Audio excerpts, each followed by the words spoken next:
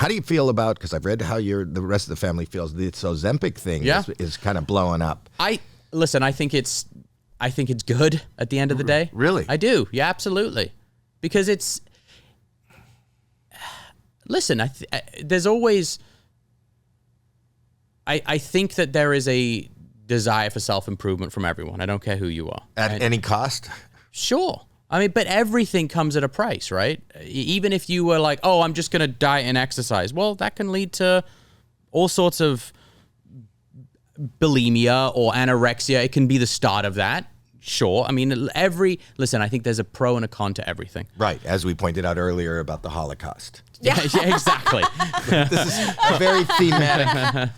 And for my mom, I was not a fan of her doing it. I didn't think she needed to. I think the amount of weight that she was saying she needed to lose, I was like, that doesn't seem like Ozempic worthy amount of weight. Like right. That seems like why didn't you just kind of go for a walk, twice a day and cut out a few, desserts kind of amount of weight.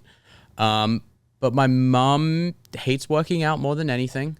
And she struggled with her weight for as long as I can remember. And she's lost a shit ton of weight. She looks great. Yeah, I think she's lost a little too much weight, and I think she'll probably tell you the same. But she feels good about herself, though. And I'm like, okay, well, that has to be that's worth something. If you're waking up in the morning going, you know what, I feel great. I'm not on this. She's not on it anymore. She's been off it for months, but it's like no side effects. No, I think she had the kind of bog standard side effects. There's like the nausea in the beginning and things like that. But if you're nauseous, you feel like I have my theory though on Ozempic. You ready for this? Well, wait. We'll be back with the theory right after this. You're good at this. How do you know that we have 2 ads? You're good at this. No.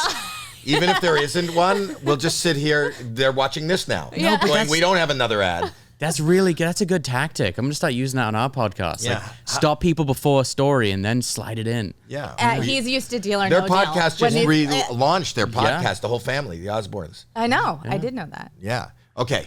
So go ahead. Right, What's your feeling on Ozempic? You have a theory? Or I do. A feeling, I have a theory why you see so much bad press about it. Mm-hmm. Go ahead.